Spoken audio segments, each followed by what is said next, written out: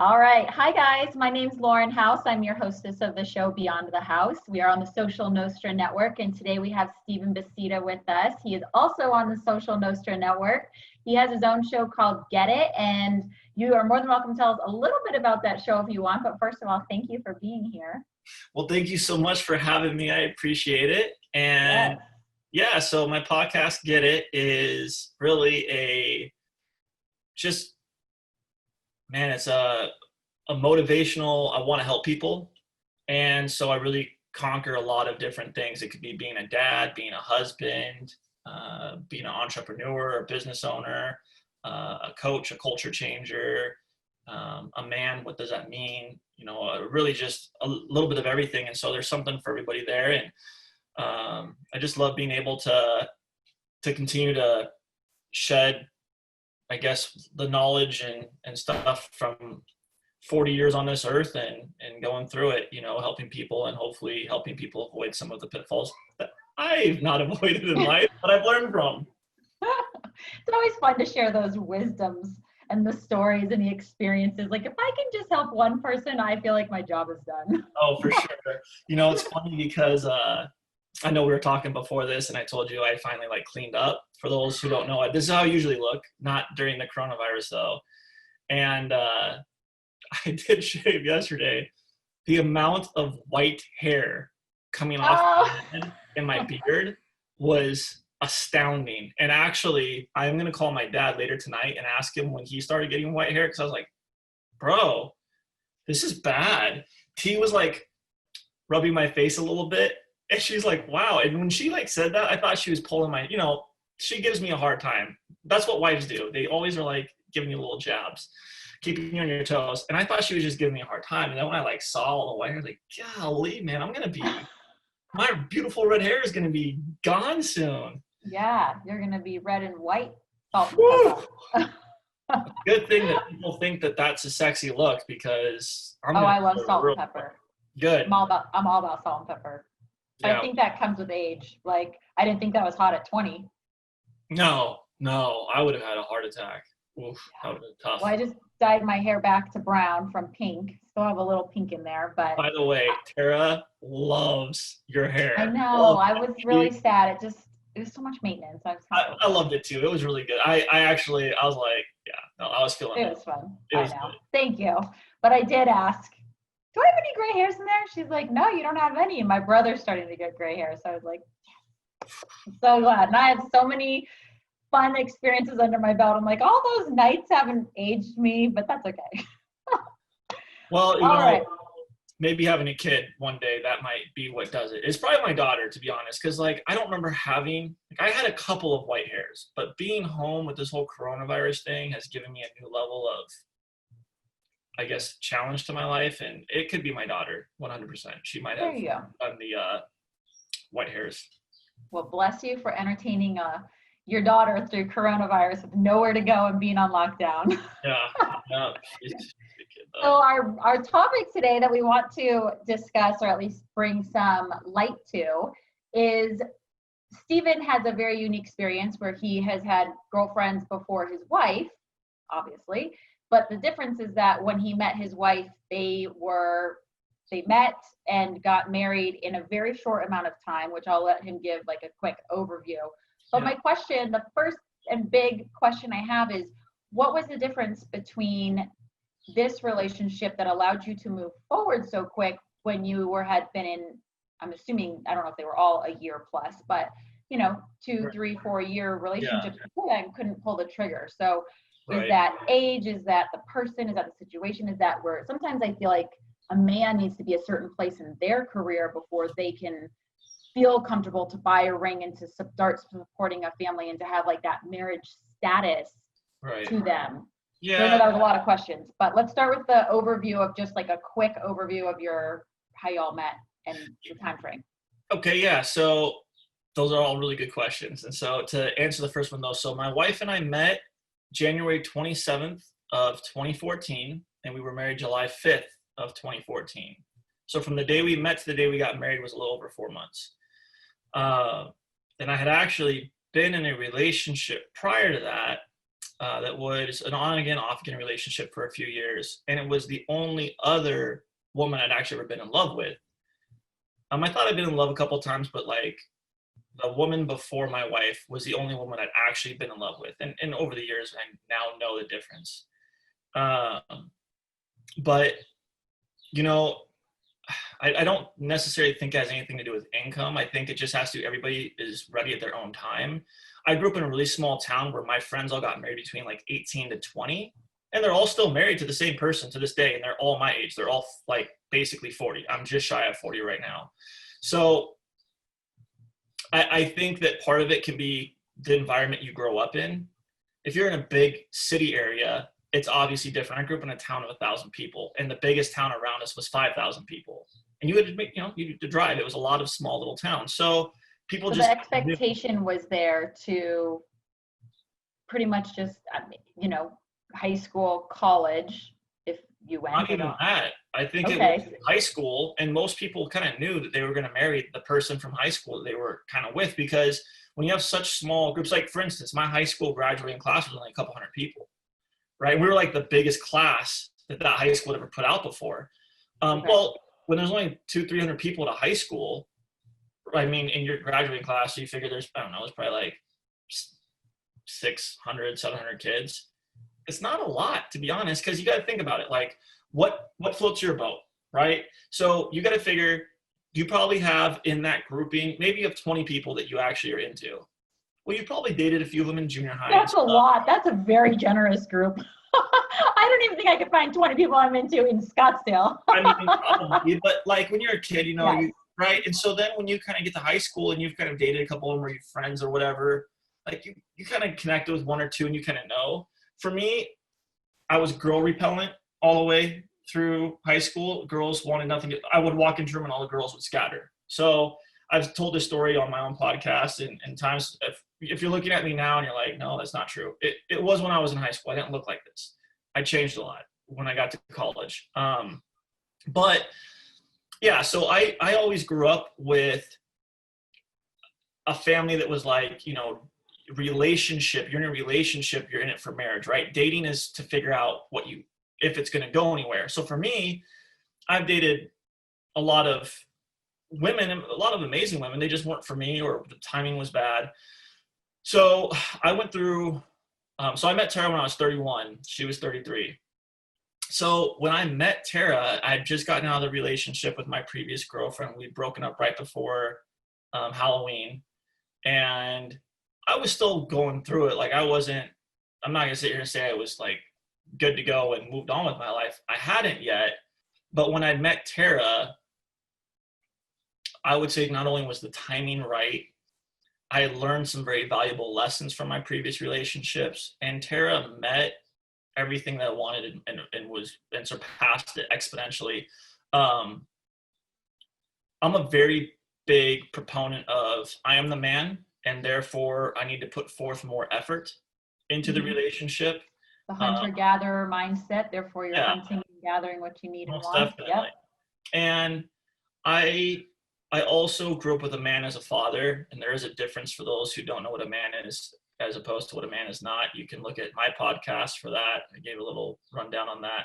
And I know we've done a podcast together that will come out soon, a little bit about that too. But, my dad really raised me the right way to be a man. And I am so appreciative of that. And so I needed a strong quality woman. And Tara was exactly that and more. And when I met Tara, I remember the first day I met her, it was through a mutual friend. She'd actually come with a mutual friend that I was training.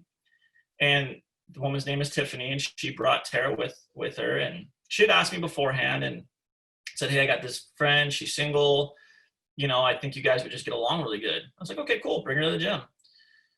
Tara came, and it was like immediate, like chemistry. Like it was so crazy because I'm not that kind of a guy. I really am more of a, I'll date you for a while. We'll date for a while Because if I'm going to enter a relationship with you, then marriage is on my mind, period. I'm not going to be in a boyfriend-girlfriend relationship if marriage isn't on my mind. Now, Tara was my 5th and final girlfriend, but I had had 4 girlfriends before her over the years. My first girlfriend was when I was 19, 20. She wanted to get married right away. Like, I wasn't going to do that. I wasn't in that place yet. And so she broke up with me, which was fine. You know, she was in a different place than I was. And then I didn't have another girlfriend until I moved to California. And that girlfriend, the relationship went on for a little over a year. It just wasn't the right person. So we ended that.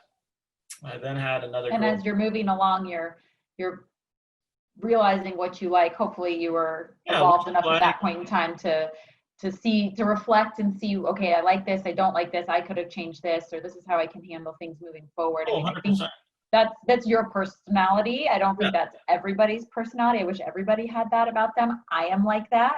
Yeah. So I applaud that, and I think that makes you a better person for the next person that you date as you move forward. And then it helps you to mitigate anybody who's not really going to be worth your time in a shorter amount of time. Most definitely, 100%. Couldn't have said it better. So, you know, and I was dating girls in between these relationships. But you're right. You know, you really do learn a lot. And I'm big on self-improvement too. You know, what areas did I suck in? Totally. You know, and to be honest, my first girlfriend in California, I realized a lot of things about myself I needed to change in a relationship too. And I read a book called The 5 Love Languages, which was revolutionary for me at the time. I finally learned what my love languages were and what other people's are, and how I receive love. And then how I give love is how I receive love, but that's not how other people receive love. So your love languages could very easily be acts of service and gifts. But my 2 love languages are physical touch and quality time. So I may be wanting to like hold your hand, hug you, kiss you, spend time with you. That's how I show love, but you don't accept it that way. Right. So you really do need to understand how a person's love languages are. And that book was great for me because it helped me with all my future relationships. And I learned that in my first relationship with the girl I was with here in California. So that was really good. I also, after that relationship, spent some time doing some self-growth and learning. And, you know, one of the things I did, which was really good for me too, and I'm super happy I did it, is I had a really strong group of female friends. And I would take, you know, I would talk to them like, hey, look, you know, I want to spend more time with you and getting to invest in our relationship a little bit. I'd love just to take you on a date. You know, we'll go out and stuff. And maybe you can give me some feedback on just things that you may notice that I could do better at. You know, we go out. That's hard though, because not every girl likes the same thing. Right. Like different personalities are going to be attracted to different things. Like I think it's super hot when somebody's chivalrous and they open all my doors.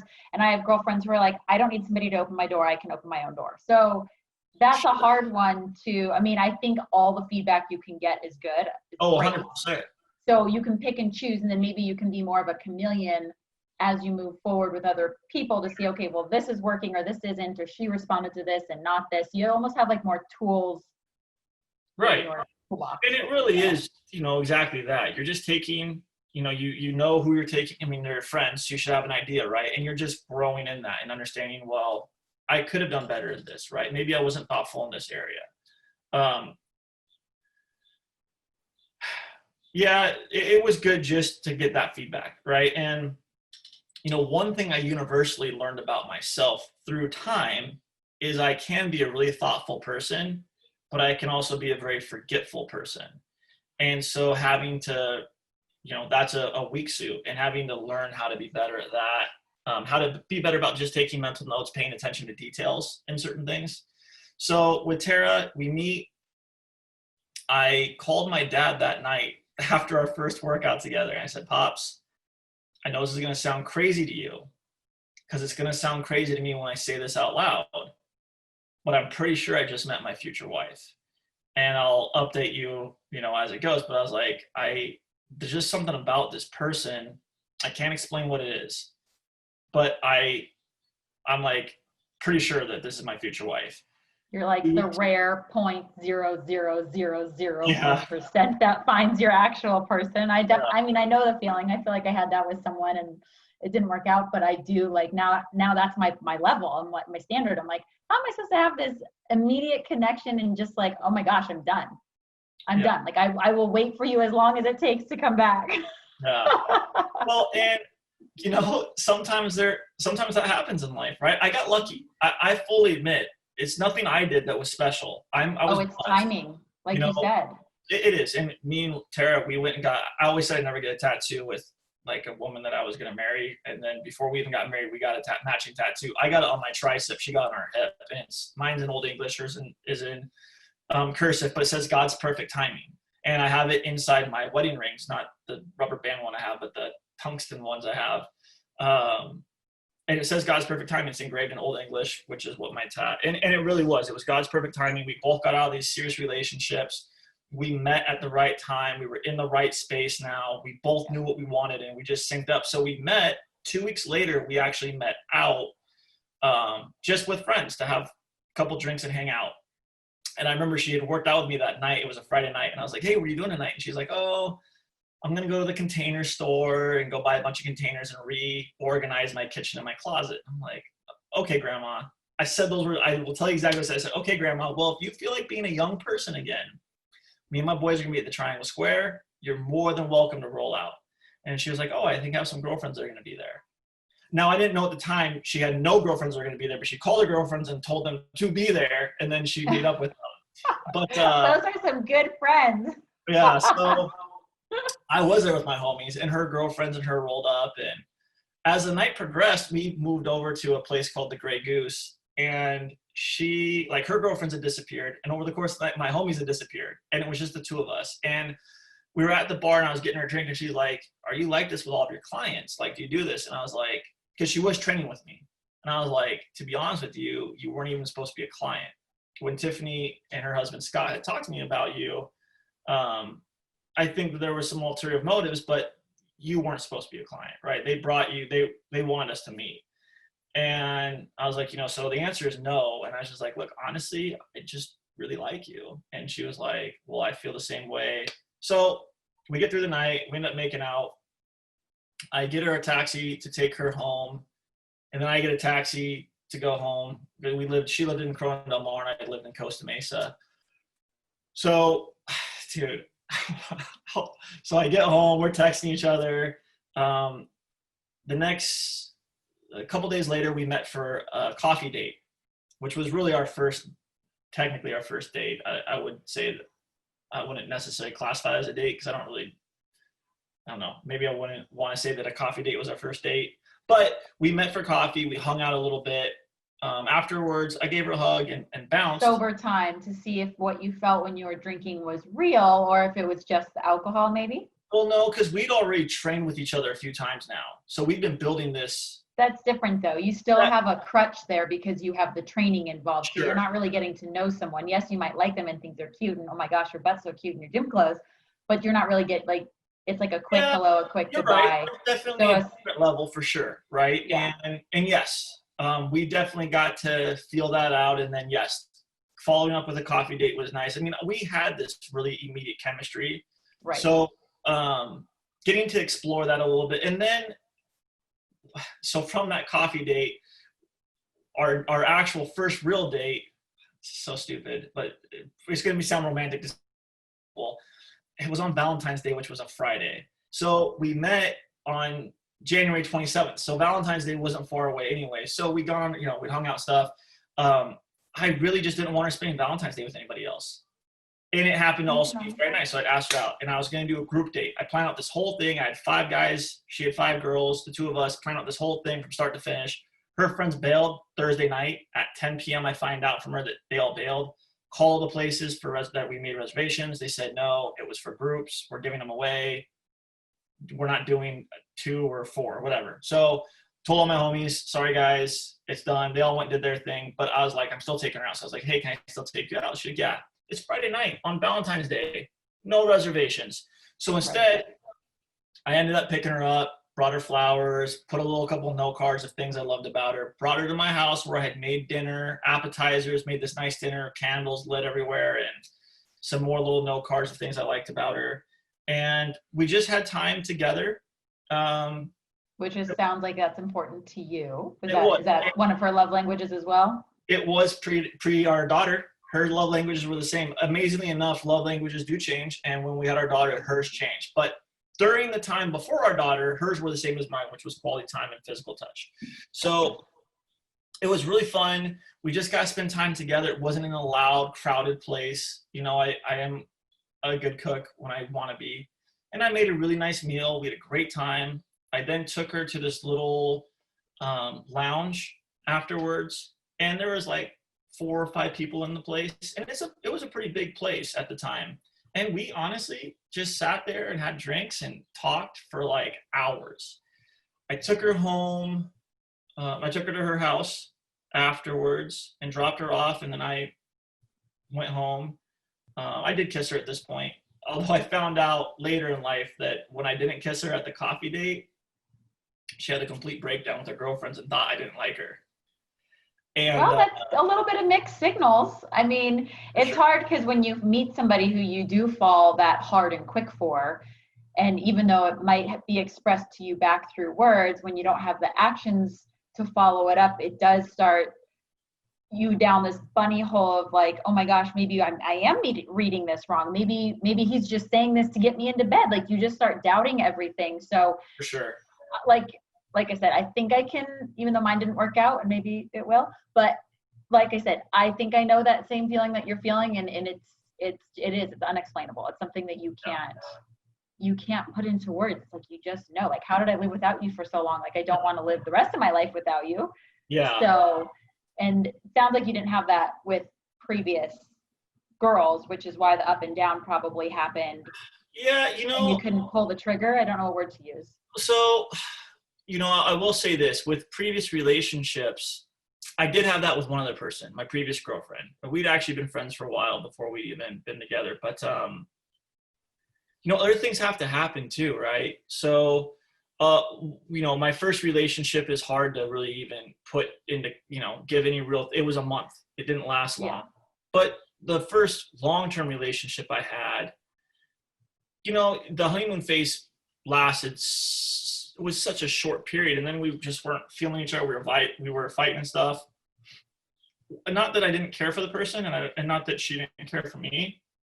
But again, we just weren't right for each other when it came down to it. And you're young. And when you're young, you think you know a lot, but you really don't, because then you get into your 30s and you look 100%. Back and you're like, oh my gosh, I can't believe that I thought that was the right decision or the right move or whatever it is. So like, and that's, I don't know if detriment's the right word, but I do think that those who wait till they're a little bit older, even if you want to say older is 28, 29, 30, sure, to get married and to be in a really serious relationship, you just have so much more knowledge and you've grown as a person. And even though for you specifically, it didn't sound like finances or where you were in your career did make a difference, but I do think that if I were a man, I would not feel comfortable stepping up to the plate. Yes, I would feel comfortable having a girlfriend, but like to step up to the plate and ask somebody to marry me, but not be confident where I'm at in my career, or maybe it simply is the number I have in my bank account. I would think that those things do play a role, consciously or subconsciously. It can, but then the other kicker to that is there's always an excuse though, right? Like you can always say, I'm absolutely. That's a good point. Yes. And I don't live my life that way. So for those, look, I'm a laid back guy, but I'm definitely an A-type person. When I want something, I'm going to go for it, and I'm not going to be held back. It doesn't matter. It doesn't matter if there's an army in front of me. I will get through it. And so I agree with you to an extent, but I think that there's just always excuses. Like you can always say, well, I'm not where I want to be. I don't live in that world. I'm like, look, we're going to figure it out. We'll jump in and we'll figure it out. Like that's what life is.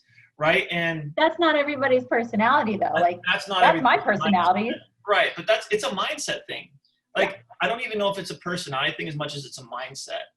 Because like from a mindset perspective, you have to have the mindset that like, I will conquer life however it comes.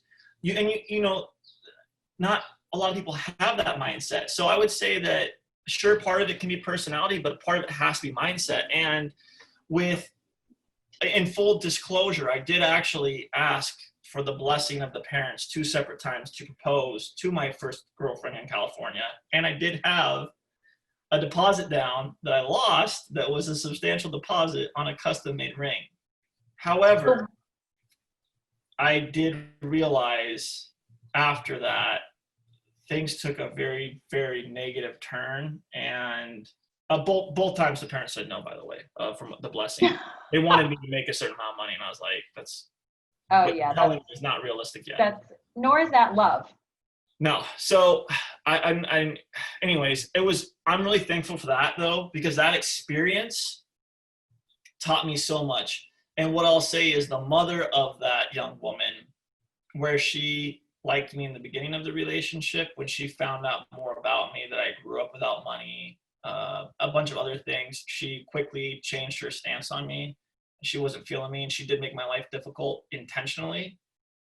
It just was such a bad experience from that standpoint. And then eventually the woman that I was in that relationship with finally was just kind of like siding with her parents on some of those things that I felt were maybe destructive to the relationship. Obviously it didn't work out. I was heartbroken. I definitely was sad about it. When you asked 2 times for permission, was it because it had been a certain amount of time, or because you actually wanted to? Why didn't you pull the trigger? Did you think the second time that this person's parents would say yes? Like, what was the difference? Like, had they said yes, would you have moved forward? Well, had they said yes, I probably would have actually put together a game plan at that point. I don't think that their answer was going to deter me, though. I asked for their blessing knowing that I might not get it, and I was like, well, I'll still do it. But what I will say is, looking back now, I wasn't fully ready like I thought I was at that time. But really, it was also my first real relationship that had gone longer than a year. And I did think that I was in love. I loved that person as a person, for sure. I thought I was in love, and I now know I wasn't. It was still that infatuation kind of thing. Don't you think there's different types of love? For sure there's different types of love, 100%. Or maybe degrees, maybe not types, maybe it's degrees or depths. Oh, 100%, I agree with that statement too. And I maybe, we could say maybe I was learning what love really was. Right. I think I also had figured out that maybe I really wasn't in love like I thought it was. And in context, when we ended that relationship, I actually was able to move on pretty quickly. Not necessarily dating other girls yet, but just move on with my life. I had a couple days that I was definitely sad, but I had such a great group of friends that really kind of just were there for me, and they didn't let me be by myself and mope about things, and they just kept my life going. And honestly, that was for me the best cure, the best medicine. Like, we just went back to life and had fun living life, and that was really helpful. So going into the next relationship that I had, it was with a girl that I was friends with first, and we ended up we started dating.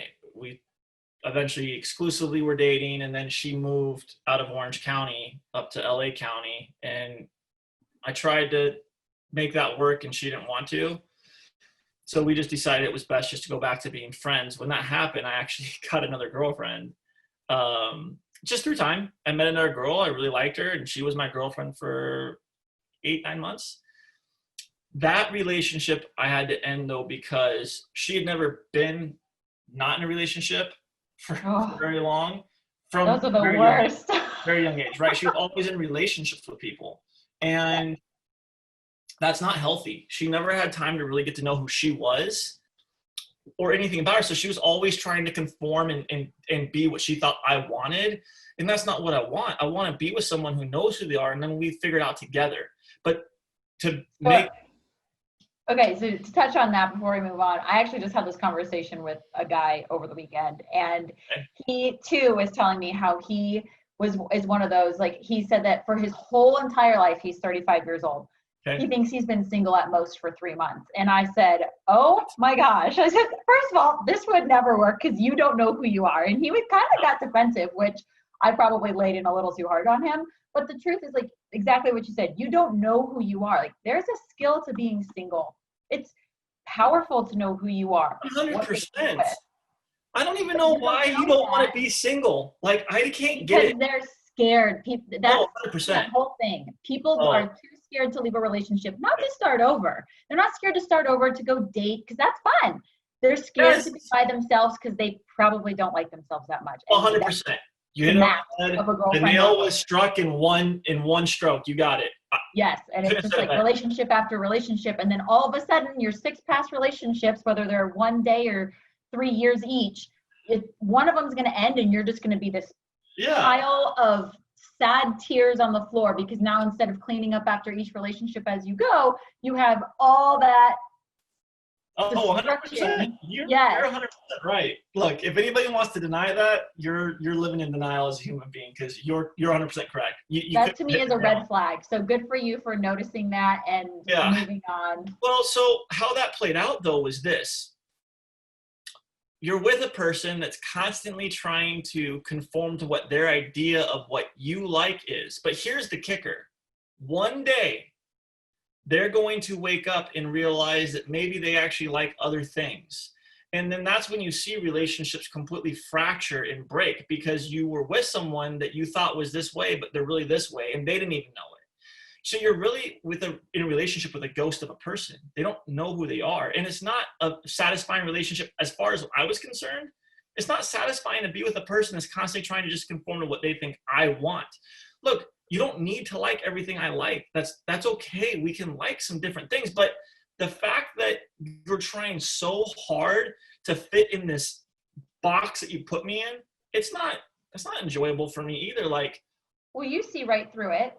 And I mean, the only word you can use for that is desperation. They are completely desperate to be in a relationship. Here's the other side to this. So I broke up with that person. And I will say that up until this person, all the girlfriends I had broken up with had gotten married to the next guy after me, which was a little frustrating too. Good luck, Chuck Stigma kicked me in the butt. So we broke up. She actually did marry my buddy that asked to date her. And I was like, yeah, of course. You know, he asked. It was the right thing to do. You know, you should always ask if you're ever going to date your friend's sister or your friend's ex-girlfriend, you better freaking nut up and ask, because if you don't deserve to be friends. I've been Hit in me that up, situation. took me to dinner, asked me if he could date her, and I said, go for it. They did get married. And after they got married, she literally turned into a completely different person, and they got divorced, I want to say like not even a year later. Oh my gosh, because she wasn't authentic in her relationship. He thought he was getting one person, and she was twisting herself around. He tried to make it work, and she wasn't about that. So I felt horrible for him. That was hard to see my buddy go through. But that's why I broke up with her, was because I knew that was probably going to be what would have happened to me. And it would have, clearly, because it happened to him. And great. I mean, he's an awesome guy. I love the guy. I think the world of him. I was sorry to see that happened to him. So anyways, with this person, I did see that, look, you need to know who you are. We broke up. The girl I had been dating beforehand came back into the fold right away. No, we had stayed friends. She was very unhappy with the fact that we were still friends. I noticed that there was a sense of jealousy and possessiveness while I was with this other person. And so I broke up with her, and this other girl was immediately, I think she actually came down that weekend to hang out with me. And no, she did. I'm right. Distance makes the heart grow fonder. Can we use that? Does that apply right here? Oh, 100%. So she came down and stayed the weekend with me, and we just hung out. It wasn't anything physical or anything. We just like went and did stuff. Enjoyed each other's company. Happy to be back together. Yeah. Friends with my group of friends that I've been friends with for 15 years. I have a really strong core group of like 10, 12 guys that I roll with. And so she knew them all.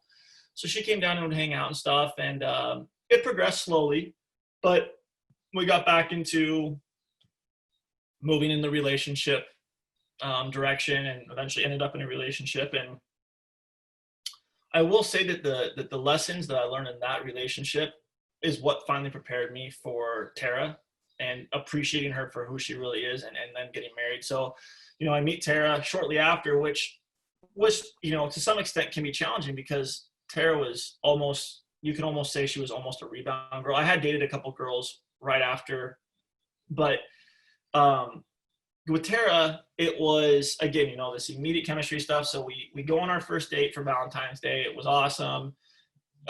We had decided that we wanted to be in an exclusive dating relationship, like that next week. Then we just decided, let's just be in a relationship.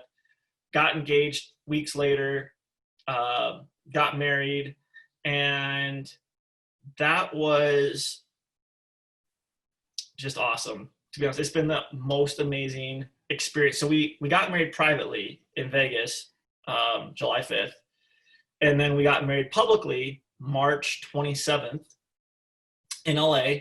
We got married privately with some friends in Vegas. We went out there for a concert and stuff, and just decided that we were going to do it. And then our big public wedding, obviously, March 27th, which was awesome. Just awesome. Couldn't have been a better wedding. To this day, most of my friends and family still talk about it and like, dude, that was the best wedding we've ever been to. And I'm like, that was the best wedding I've ever been to. I've been to a lot of weddings. That's what I want. If I ever get married, mine better be the best one that anyone's ever been to. Dude, Tara, freaking, she planned out most of the stuff. She just has an eye for that kind of stuff. Did a great job, but we balled out. It was great. So we get married, go on honeymoon, come back. We immediately, we had already been married, obviously. So we went on our honeymoon though. We come back and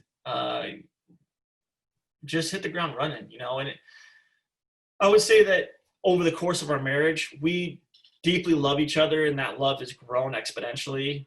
We got pregnant with Scarlett shortly after our public wedding. But we definitely have gone through a lot of speed bumps, whether it be outside of our marriage, like with families or friends, financial stuff. Going to the financial thing, I mean, when we first met, financially, I was doing very, very well. Then I opened up a physical gym, which sucked away all that financial stability. And I took on a partner at the time for my other business, which sucked away more financial stability. So I went from making a lot of money to making virtually nothing.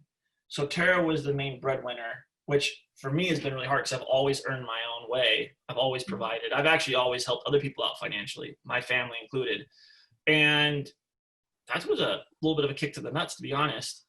Yeah, and I would imagine that no matter how long you've been with somebody, regardless of you've been together for 6 years and never married, or you got married in 6 months, like that is just a speed bump in and of itself. Like that doesn't reflect a timeline, but you still have, if that happened if you just got married and that happened, 8 months in, had you been together for 2 years, it probably you would have been through more speed bumps with this person. Right. That makes sense. Like you would know how they are in those situations. Like I always say that it's their true colors in the dark.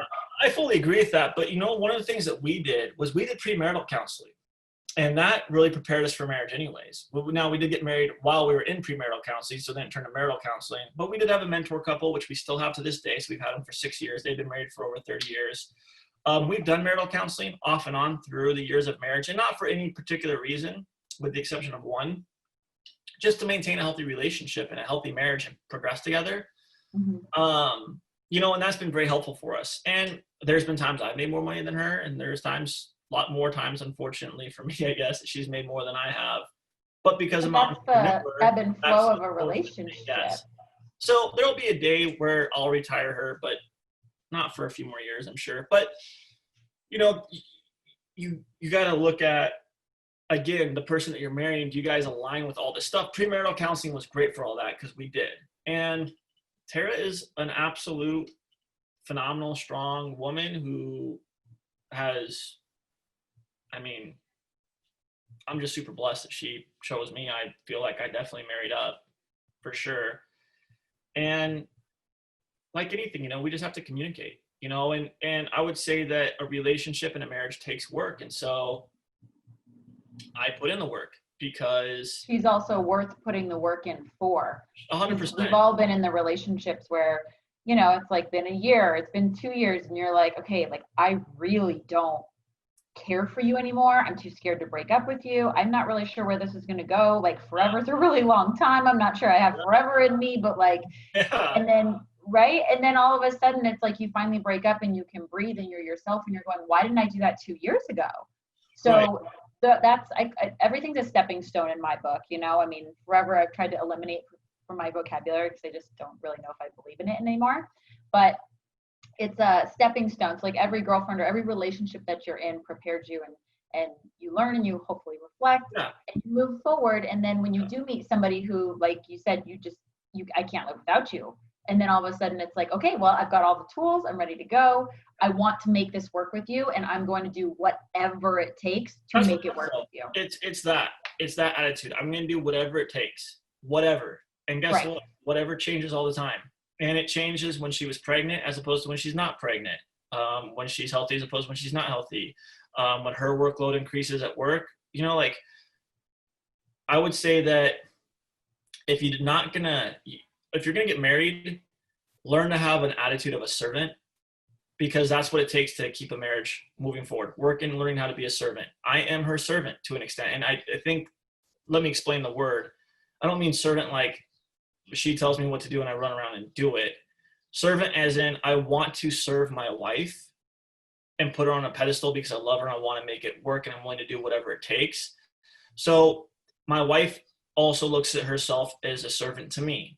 She's looking to serve me. So how do I serve my wife? Well, you know, pre-COVID, we would typically go on a date night every week or do some sort of a date every week. And maybe we would miss a week here or there, but for the most part, we were pretty consistent.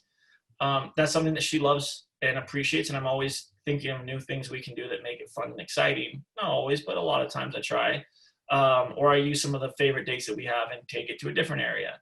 What does a servant look like in a daily world? Well, making sure that the dogs are walked, that I feed them, because that's something that she doesn't always have time for. Making sure I pick up our daughter from work. It's She doesn't pulling have your to. weight. Yeah, making Pulling your sure that weight. I do And dishes. doing it with a good attitude. 100%. You know, you have to have a good attitude. You have to both be willing to contribute to Most the definitely. relationship.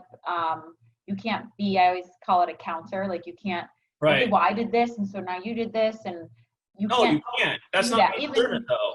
That's not being a servant. If you love the person you're serving them, then there is no keeping track. You're serving them, and they're serving Right. you. And Tara does serve me, and we serve each other, and we love each other, and we work towards that on a regular basis. So, yes, is it challenging at times? Do I always feel like serving her? Of course not. I am also a person, but my love for my wife surpasses that of love for myself. I love her more than I love myself. And because of that, I will continue to serve her because I love her more than I love myself. And that's another thing that people have to understand. Like, if you're going to be married, don't be a selfish person. If you're selfish, your marriage will probably end in divorce. You have to learn to be selfless. And being selfless is a very hard skill to learn. And it's a very hard skill to constantly implement. When I give you the perfect story, me and Tara both got the same virus and were laid out, just dog sick. Tara took 2-3 days off of work. I have my company, so I couldn't take any time off of work for the most part. And I had some employees that were sick too. So I was sick as a dog, could barely walk, yet I was still working 16-hour days. And then I was taking care of my wife the rest of the time. So I would come home at lunch, make her lunch, take care of her, make sure she was okay, pick up stuff from the store. She would sleep all day and lay in bed all day. Then I would go back to work, continue my day, come home, make her dinner, take care of the dogs, take care of her, take care of everybody else, do all the stuff that needed to be done. Then I would take care of myself at the end of the night. And I was still only getting like 4 or 5 hours of sleep. So she recovered quicker than I did, clearly. But the point of it is, at no point did I slow down and use, well, I'm sick, I don't feel good, excuse. I was like, look, this will pass. I feel like absolute crap. I was miserable. I had a smile on my face and I did it because I love my wife and I wanted to continue to take care of her. That's just the kind of person I am, and my dad raised me that way. I'm not one of those guys where I have a boo-boo and I'm out for 3 days and I need someone to take care of me. I think that's absolute erroneousness. And if you are a man, you're sick, You're not laying in bed They complaining. all like to be taken care of. Let me tell you. I hate it. I hate it. And They part do. of it too is probably my upbringing. I wasn't brought up that way. I just wasn't. If you're sick, you still go to work. You take care of your stuff. Like That's that's how how I was. And yeah. so like, and the other thing too is I love my mom. My mom is amazing. My mom was not that kind of way with me. She might have been with my sisters. And I do remember times where my sisters were sick and my mom definitely babied them. Bro, no, not for this guy. If I was sick, my mom did not baby me. She, most of the time, would just be like, dude, get up. You're still going to school. Like, you still Life have your doesn't chores. stop. You're alive. You're breathing. Get to it. And it's just like, all right. For anybody that knows my mother or ever meets her, she is the sweetest lady. You would never think she was a gangster like that. She was when she was younger, 100%. My mom with me. Dude, I was sick. Good luck. I know. Figure it out. Part So of that's mindset as well. Just for knowing sure. that you got to power through and you're the rock and you have the responsibility. And I do think part of that's, it's your man. You're the one in charge. You want to be seen as masculine and the hero, if you will. So a part Oh, of for it sure. is, yeah, it kind of all plays in there, I would say. Oh, But, 100%. I would 100% agree with that for sure. yeah. And, So it's challenging because, like, again, if you're going to embark on you want marriage, like, look, if you just want to hook up with people and that's your life and you don't ever want to get married, don't please do don't, it. please don't drag people on that want to get married. All right. Like I hate hearing women that wanted to get married and then they're with a guy who doesn't want to and basically trucks them along for 10 years and they're just like, oh, we're just going to be together forever, but we're not getting married, and then breaks up with them in the last 10 years of their life. And it's like a divorce, and they feel lost and alone and they don't know who they are. Like, if you don't ever want to get married, tell people that out the gate. And then if you're somebody that wants to get married, don't go into it thinking you're changing them. You're not. Right. Stop. For you women, women are fixers too, and they want to fix guys. Stop going after broken guys that aren't going to want to be fixed. I promise you, you will save yourself so much problems in Heartache. life and baggage. Find someone that loves you for who you are and wants the same thing, because they're out there. There's 8 billion people on the face of this earth. You will find someone, okay? Yes. It's possible. Yes. If you live in a town that's small and doesn't have a lot of people, then move. I did. Yes. I went from Kingston, Washington, which nobody knows that exists, to Southern California, where there's 5 million people in Orange County. Yeah. Too many people. Yeah, I know. We just look. The point is that there's plenty of people out there. Change your scenery if you don't like where you're at, and gosh, man, have some confidence in yourselves. It's just, we live in such an age where like people having confidence in themselves is almost non-existent, which is mind-boggling. And it impacts relationship, right? Because going back to it, like, and again, why I'm so thankful I was single, and I tell people, like, look, if you don't know who you are, don't be in a relationship. You're not going to find yourself in that. Be single. Being single, let's just talk about that really quickly. It is so much fun.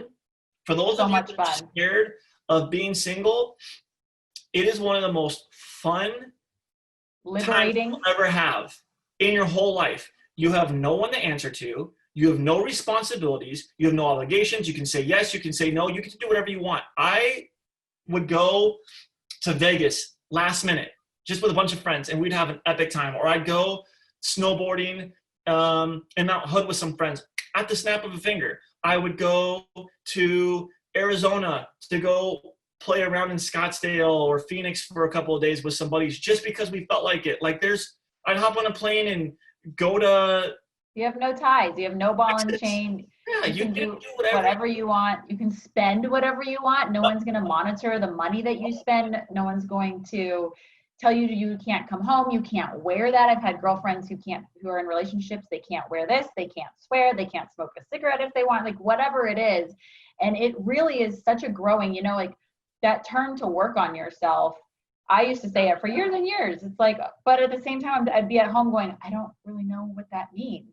And at the same time, it's not doing anything in particular to work on yourself. It's just enjoying your company. It's doing whatever you want. Have not fun. having a schedule. I mean, Have obviously, fun. You gotta have it is. fun.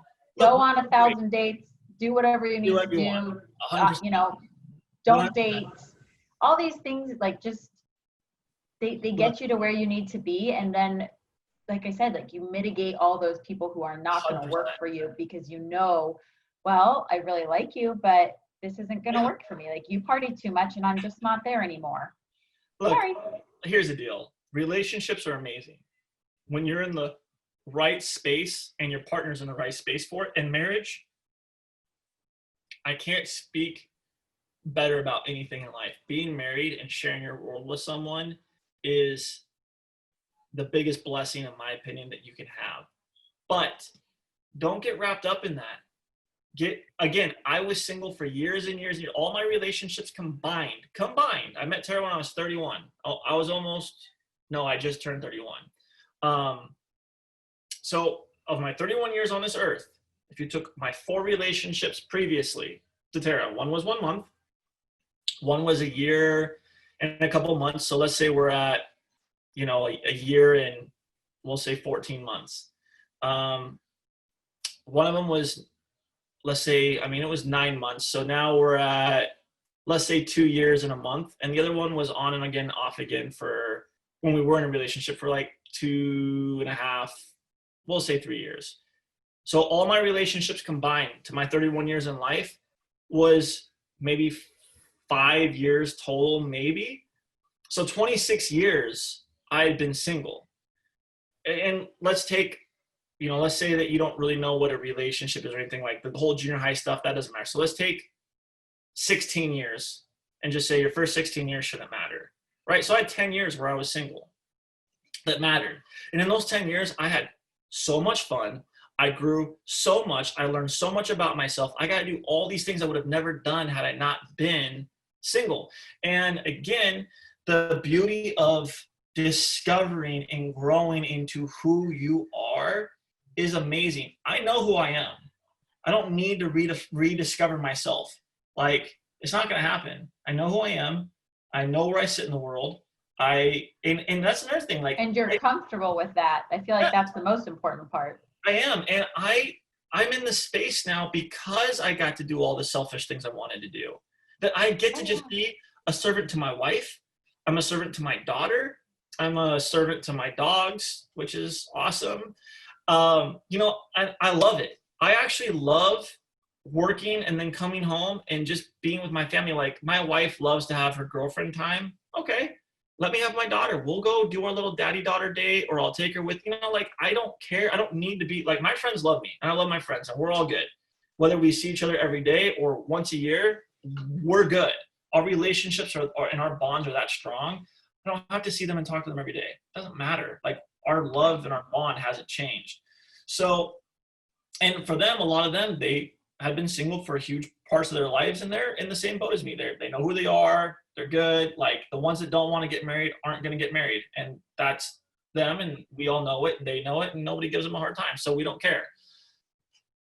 But for the rest of us, like, they're married. We're happy. We have kids. We love our kids. We do serve our families. And then the few times a year we hang out, we have fun together. We get to chill out and talk and have our beer and burger or whatever we're doing, and progress in life. Family gives you a purpose too. It gives you significance. 100%. It gives you importance. It allows you to feel significant, important. You're doing things for somebody. You're taking care of people. You love them. Like, there's just so many great things about it, and that's why you want to build your life with someone. That's why you want to have your person and build the family and have the stories and the house and the travel and all that. Because it just, ideally, like you said, it can, when it hasn't happened to you yet, in some ways it is a little bit of a fantasy. Like, okay, this is what I want it to look like, which is great, but you have to know there's going to be some flexibility in there. It's going to ebb and flow. It's not going to show up in the package with the pretty bow that you 100%. Expected it to. And that's the other thing too, right? Like, if you're single, enjoy being single.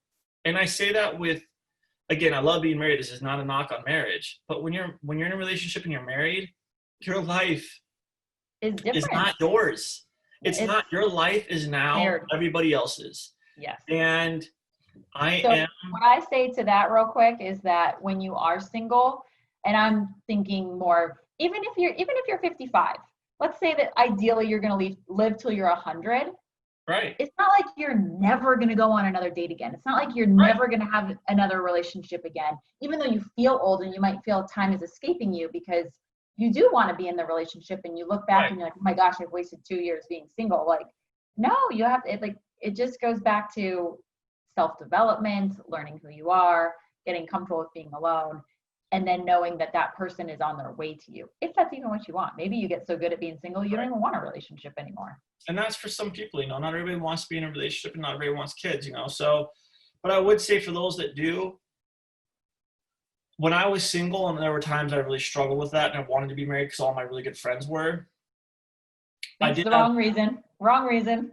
Right. And I had a mentor that just told me, like, look, everybody's got their own time, but what you need to learn is how to manage your joy and happiness within the time that you have. Because when you're in the next phase of your life, you may look back and be like, well, I wasted that in self-pity and whatever. Mhm. And he was definitely right in that. And, I tell the same thing to people now, like, look, if you're single and you don't want to be single, don't get so wrapped up in the fact that you're single. Enjoy being single because there is such a blessing in that. Because again, I want people to hear this. When you're married, your life is not yours anymore. When you're married, your life belongs to another person. You don't get to do whatever you want whenever you want. You don't get to spend what you want on what you want. You have responsibilities. And then when you have kids, your life changes again very greatly. And your life, what your personal life is a shadow. You are now It's attached on to the so many other things, and your energy and time has to go into those other things. And so enjoy it. If you don't have a lot of friends, go make some new friends. Okay. If you aren't doing things you want to do, then go do them. yeah. Be Look at it single as and more. be happy. Yeah, it's more opportunities to go on adventures and whatever that means. Maybe it's out on a random night of the week that you shouldn't be out, and then you're hungover the next day at work. Maybe it's going to a different country on the last minute whim. Maybe Yep. it can literally be anything, like taking up a sewing class, like whatever Anything, you want man. to Go do. learn their language. Go do anything you Yeah. want. Like, you get to have time to yourself to do things. Now, if I want to do anything for myself, anything, and I got to put some planning into it. I got to actually, Yeah, it's I like was gonna a say whole coordinating. ordeal, Yeah. whole ordeal, and especially like even yesterday. So this is a perfect example. My wife's pregnant. I have my little daughter. She'll be 4 in June. Um, anyways, so it's Memorial Day weekend. It's Monday, and I told my daughter, like, hey, look, if you eat your lunch really quickly here, I've got 2 hours that we can go do whatever you want. These are your options. We can go to the beach and play in the water and play on the sand for a couple hours. We can go to, there's a couple parks we go to, and there's like, she loves to have her bike and her scooter and the dogs and all that. So we can do that. Or we can, there was one other option I had for, I can't remember what the third option was, but she really wanted to go to the beach. But that was the big thing. She's like, I want to go to the beach. I want to go to the beach. I want to go to the beach. Cool. Eat your lunch. 2 hours go by. Then she's sitting at the table trying to eat lunch. Me and T literally go into the living room. She's in the kitchen and we watch an entire movie while she's eating her lunch. I would go check on her every 15 minutes. Still no progress. Okay, so she finally finished her lunch after 2 hours. 2 hours. This kid, she's my kid, stubborn as hell. And so I'm like, all right, well, you got to go to bed now. She's like, well, I want to go to the beach. I'm like, that ship sailed. Yeah. We said you had 2 hours if you finish your lunch. You finished. It took you 2 hours. You don't get the beach. You're going to bed and taking a nap. I'm going back to doing home chores. I did. I continued home chores. She went and slept for a couple hours and woke up. She's like, Daddy, I want to go to the beach. I was like, no. Maybe a different day. Not happening today. Yeah. And it's like, so, there's those things. I actually really wanted to go to the beach. I wanted to bring my surfboard. I know there's some good waves. I just started surfing again. I love it. I'm so happy I get to surf again. And I was like excited. And, I'm a dad. I'm a dad first. And so I didn't get to do anything for myself because my daughter chose to take 2 hours to eat a small bowl of food that she was struggling with. And it's just like, that's your life. Yeah. So for people that think you're going to have some different life, you're not. You're at the mercy of the lives of your either wife or husband. and kids are responsibilities. You know, you can't just do whatever you want anymore. And that's an important thing to really understand, is you don't get to do whatever you want anymore. You have another person to answer to. And, you know, for me, having a successful marriage is so important. I don't hang out with my girlfriends, right? My female friends that I have, and girls that I've known for girl buddies. 20 years.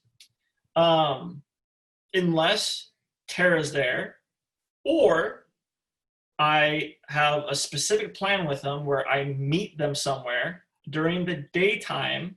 Tara knows, like, and this isn't Tara's doing. I'm just very conscientious of understanding respect for your relationship. Yeah, and making sure that we have a foundation in our marriage that is indestructible. I don't want to have any cracks in my foundation. So I work really hard at it. And that's another thing that most people don't think to do. Listen, don't be stupid.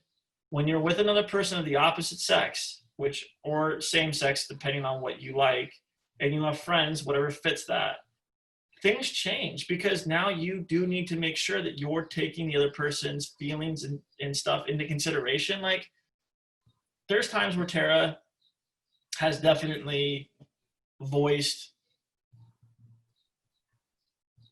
uneasiness with a female friend of mine, and maybe how she felt something, like, I guess it's hard to describe here. But there's been times where, like, Tara's just been like, you know, I don't have an issue with you. I just have an issue with how they are around you. And because that's understandable. We've all been in those positions. I can't understand that. It's more maybe a woman's intuition. But I've, you know, been like, okay, cool. Well, if it makes you uncomfortable, then I'm going to change things up. So what makes you comfortable? You know, how can we make this comfortable? Right. But Tara's not a jealous person, and thankfully it really hasn't been more than one person over the course of our marriage. And it wasn't a friend I had before I met Tara. It was a friend that I had after I been with Tara. Right. And that happens, you know, so it's just you just got to be careful. But yeah, you know, going back to it, I can't just run around with my homies on the weekends to bars and make a bunch of friends with girls that are single. It's not going to happen. Nor would I do that. That's why hopefully we get it out of our system before when we're single. Go have fun when you're single. That goes back to have fun when you're single. Go do whatever you want. Have fun. Yes. All right? Yes. It doesn't matter. Whatever your vision of fun and what you want to do when you're single is up to you. Everybody's got a different. Everyone's different. Absolutely. So, but I just had fun with my friends. Gosh, man, I had so many fun stories with my boys. Oh, and we all have to have those to get to the next part of our life. Like my female friends that I had, you know, like, just so many fun times. And it builds you to where you are, and then hopefully you're prepared for marriage. So I would say that to kind of, I guess, wrap up all the things we were talking about, you know, it was a timing thing. I met Tara at the right time. I had the maturity and the growth that I needed through having been in relationships and then having been single. And I was able to take all that stuff when I met the right person at the right time. And then it was able to escalate. Had I not, you know, and again, having had other girlfriends and relationships that did last a period of time, marriage was in my mind for the time I was with them, because if I'm going to be in a relationship, marriage is in my mind, but they weren't the right person. And I figured that out over the course of the relationship with the different women. You know, for the most part, I would say I dated a lot of, you know, I didn't have a lot of girlfriends. So for a couple of them, I dated them for a little while before we even got in a relationship. For a couple of them, we knew each other for a little while and just jumped into it. But a relationship too is good because it helps you learn about the person, and you start to peel back those layers of who they are. The difference between Tara and the others just boiled down to what I would say was a maturity level for both of us and a timing thing. Like I think I finally, based on my last relationship, turned the corner to where I was fully ready for the perfect person of what I thought was the perfect person. And Tara was the perfect person. And so she met everything that I wanted, and everything that I had felt was lacking in previous relationships, she had met. And because of that, I mean, she's just truly an amazing person, but like, again, selfless, caring. Like, I got all the things that I was missing from other relationships. I'm not saying that my other girlfriends didn't have times where they were selfless, but Tara embodied it on a norm. Like, I mean, just I can give you story after story of when we were just in the relationship before we got engaged or before we even got married, and that hasn't changed. Like, Tara as a person, she was who she was, and it was just really such a beautiful thing as that unfolded. Obviously, quickly, but it was quickly because we both knew we were right for each other, and we'd had those years of experience and years of being single and knowing who we were. The greatest thing that you could have stumbled upon. I mean, Yeah. it's such a blessing. So, You'll find yours. Don't you worry. like I said, I'm only 35. I'm not dying till I'm 90. You're young, dude. Yeah, people are living to be over 100. You're fine. Oh yeah, my goal is definitely to be over 100. But not when I get married. When I Right. when I die. Yeah. No, and So, I would say one thing for you, I recognize that for women, ages can be challenging because if you want to have kids, there is a, I mean, we know that at a certain point, time limit, you can't have kids, expiration date. right? But the good thing is there's technology out there now. I mean, we have a bunch of friends who have done, had their eggs frozen and stuff. And I mean, there's different ways to do it if you're finally get that boat where you're really concerned and you want some other options. So you're not putting yourself in the wrong relationship and then you're with them because you want to have kids. But the other thing too is guys, men, the male species love women that are confident and secure in themselves too. And that goes back to being single and having that time to know who you are, being confident in who you are, and being secure in who you are. And when you do those things, you also filter out all the D-bags, the guys that are just boys that aren't going to grow up. Like, you have a level of respect for yourself and a level of understanding, and you attract people that are more prone to being your people, so to speak. And again, there's it's not going to be everybody, right? But you're only going to marry one person, hopefully. You want to make it the right person, so you don't need to always be in such a rush. And the right person, it will take its course. It'll, it's hard to explain because wouldn't say there's a lot of words for it. It's just when you meet the right person, I feel like and to your point, I know that you said you thought you'd met the right person, and I know that didn't work out for you. And I'm sure that was really hard to walk through because I don't know how I would have felt had it not worked out with Tara. I would have felt completely demolished. And there were a couple girls, in all fairness, that I really vibed out with during the dating phase, and it didn't work out in anything else. And I was like, for sure that we were going to end up in a relationship. The dating phase was so good. Things were moving around so well. And then as I was trying to kind of move towards a relationship, it didn't pan out. And it definitely bummed me out for sure. There were a few tough days. It gets easier as you go down the dating road though. Like, it's easier, if you can get on a phone call, like, okay, I'm not really feeling it. Maybe I'll still go meet you. Like, you do meet somebody and you can tell right away if you're interested or not. Like, it does become easier. And it actually is kind of fun to hone these skills and have the confidence to go on a date and just figure out, I am not really currently meeting anybody that I really care about. So it's typically I just write, you're a great person. I hope you get what you want. And I just don't see this as a romantic fit. Sometimes they get pushback and they try and argue with me. And other times they just say, I could feel it. I knew you weren't into it. So it's a skill that you have, but I'm wasting less time and hopefully pre-qualifying a little bit better. But it is what it is. Yeah, you'll meet the right person, when you're supposed to, and it'll work out. It does take work though, but it'll happen. Again, I say this to you specifically because I know you well enough, but you know, you're a beautiful person, and not just on the outside, but the biggest part is you're a beautiful person on the inside, and you're really smart, and you're ambitious, and you have so many positive traits and qualities. I know I've told you this before, but the right person, the right man is out there and will be ecstatic that you're waking up next to him every day and that you're wearing his wedding ring that he gave you. And when you're with that person,